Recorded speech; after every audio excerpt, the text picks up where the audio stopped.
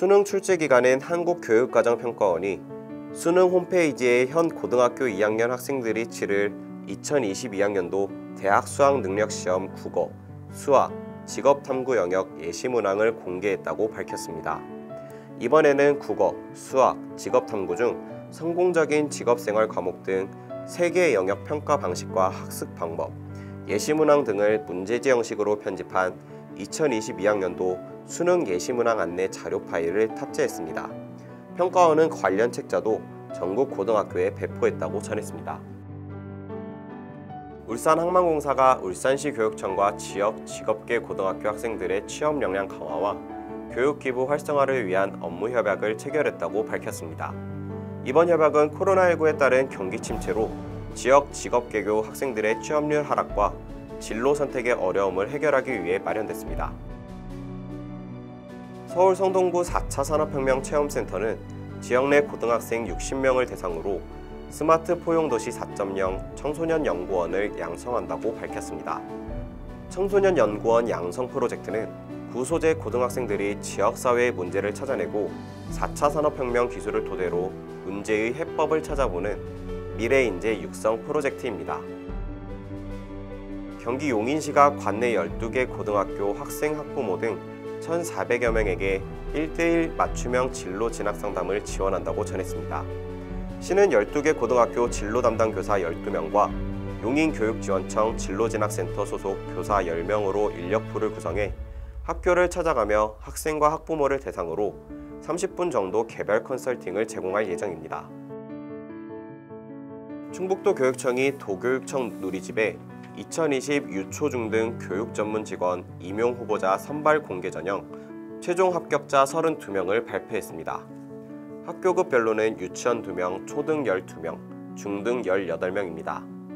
유초등은 일반 전형 분야 11명, 전문 전형 분야 3명이며 중등은 일반 전형 분야 11명, 전문 전형 분야 7명입니다. 서울시 마포구가 학교와 연계한 온라인 원격교육 프로그램을 연장 운영한다고 밝혔습니다. 구는 청소년들이 집에서도 자유학년제 교육에 참여할 수 있는 17주 온라인 학교 연계 프로그램을 1학기 일정이 끝나는 8월 7일까지 연장 운영한다고 전했습니다. 교육 대상은 현재 자유학년제 교육에 참여하는 마포지역 중학교 2개교 1학년생 총 330명입니다. 대전 동구 지역의 코로나19가 확산됨에 따라 대전시 교육청이 대응 수위를 높이고 있습니다. 설동호 대전시 교육감은 오는 10일까지 대구 관내 유초 특수학교 수업을 원격 수업으로 전면 전환한다며 대구 관내 중학교도 등교 인원을 전체 학생의 3분의 1 이하로 조정해 학교 내 밀집도를 최소화하도록 했다고 전했습니다. 경남 통영교육지원청은 오는 7월부터 총 14명의 청렴 컨설턴트들이 학교를 찾아가는 청렴소통 컨설팅을 실시한다고 전했습니다. 14명의 청렴소통 컨설턴트들은 단설 유치원, 전 초중학교 소속기관 등 총 34개 기관을 대상으로 청렴소통 컨설팅을 실시하고 청렴 컨설팅 방법을 지속적으로 개선해 나갈 방침입니다. 충북 음성군이 중고등학생 교복 구입비를 지원했다고 밝혔습니다. 군은 음성군 교복 구입비 지원 조례에 근거해 올해 중학교와 고등학교 신입생과 전입생 중 지역에 주민등록을 둔 학생 1,292명에게 지원했습니다. 부산 지역 모든 학교에 온 오프라인 혼합형 수업이 가능한 부산형 블렌디드 교실이 조성됩니다. 부산시 교육청은 코로나19 사태와 같은 위기 상황에 대비하고 미래 교육으로 도약을 위해 온 오프라인 혼합형 학교 환경 구축 사업인 부산형 블렌디드 러닝 활성화 사업을 추진한다고 밝혔습니다. 대구시 교육청이 IB 고등학교 프로그램을 본격적으로 운영한다고 밝혔습니다. 시교육청은 프로그램 본격 운영에 앞서 중학교 3학년 학생을 대상으로 IB형 수업 체험 기회를 제공하기 위한 2020 국제 바칼로레아형 탐구 기반 학습 학생 프로그램 기초과정을 운영했습니다. 1학기 프로그램은 중학교 3학년 학생 총 315명이 참가해 성공적으로 진행됐습니다. 한국저작권위원회가 한국교육학술정보원과 공동 주관으로 9월 18일까지 제16회 전국 청소년 저작권 글짓기 대회를 개최합니다.